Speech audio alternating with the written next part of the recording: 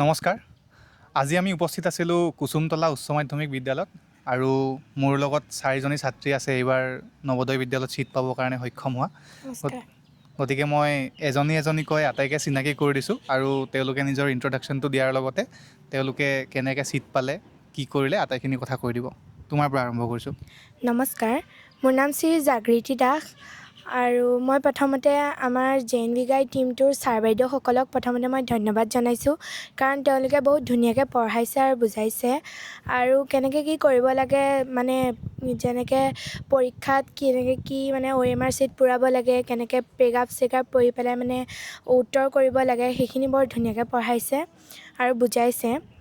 আৰু প্ৰথমতে মই ক'বলৈ গ'লে সিদ্ধাৰ্থ ছাৰে কিন্তু বহুত ধুনীয়াকৈ অংকখিনি পঢ়াইছে আৰু তেওঁ মানে অংকখিনি যোনখিনি দীঘল সেইখিনি মানে চুটি কৰি পেলাই মানে অংকখিনি বহুত ইজিলি মানে বুজাই দিছে আৰু মানে অংকখিনি ইমান সহজতে ওলাইছে আৰু কিতাপখনত চালে মানে অংকখিনি বহুত দীঘল আৰু ছাৰে ইমান চুটিকৈ কৰাই দিছে। মোৰ মানে বহুত ভাল লাগিছে এইটো। আৰু মই JNVত ছিট পোৱাৰ আঁৰত ছাৰহঁতৰ বহুত মানে আন্তৰিকতা আৰু বহুত মানে আশীৰ্বাদ আছে। আৰু তোমাৰ JNV স্কুলখনৰ নাম বৰ্তমান সেইখনৰ নামটো কৈ দিয়া আৰু আগতে তুমি কোনখন স্কুলত কোনটো মিডিয়ামত পঢ়িছিলা সেইটো কথা কৈ দিয়া। মই আমাৰ JNVখনৰ নাম বিশ্বনাথ JNV আৰু মই আগতে ভাস্কৰজ্যোতি আদৰ্শ বিদ্যাপীঠত পঢ়িছিলোঁ ক্লাছ 5ত। অসমীয়া মিডিয়াম নে ইংৰাজী মিডিয়াম আছিলে? অসমীয়া মিডিয়াম। ঠিক আছে, থেংক ইউ। নেক্সট আছে আমাৰ পৰিচয়টো দি দিয়া তোমাৰ। নমস্কাৰ, মোৰ নাম শ্ৰী ভাগ্যশ্ৰী কুৰ্মী। মই বিশ্বনাথ JNVত ছিট পাইছোঁ আৰু প্ৰথমতে মই ক'বলৈ গৈছোঁ JNV গাইড ছাৰ বাইদেউসকলক ধন্যবাদ জনাইছোঁ।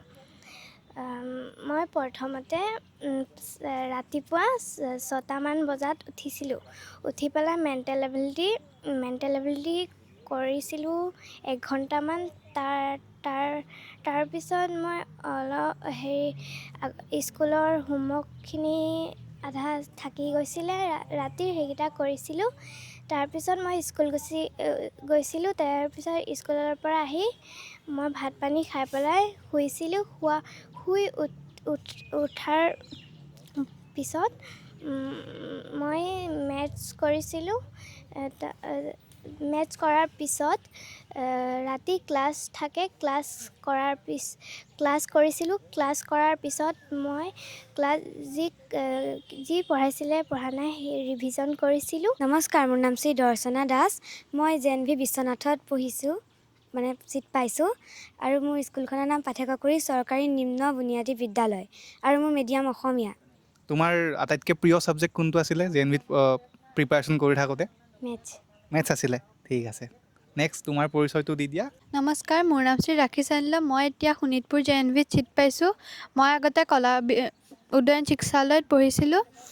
মোৰ মিডিয়ামটো অসমীয়া আছিলে আৰু মই JNV পৰীক্ষাত মোৰ চবতছে ভাল লগা ছাবজেক্টটো আছিলে মেথছ।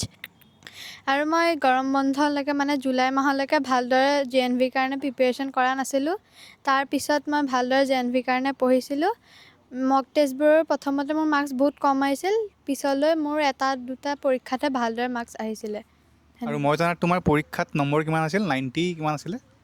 মোৰ 92 আছিলে। 92.5 চাগে ন? 92.5। ঠিক আছে, থেংক ইউ। আটাইকে ধন্যবাদ জনাইছোঁ। তোমালোকে এতিয়া যিহেতু JNVত সোমাইছা, নেক্সট তোমালোকৰ লক্ষ্য হ'ব লাগে যে JNVৰ পৰা ধুনীয়াকৈ পঢ়ি পেলাই এগৰাকী ভাল ছাত্ৰী হৈ পেলাই ওলাই অহাটো। ঠিক আছে, ধন্যবাদ। আটাইৰে উজ্জ্বল ভৱিষ্যত কামনা কৰিছোঁ। থেংক ইউ, ধন্যবাদ।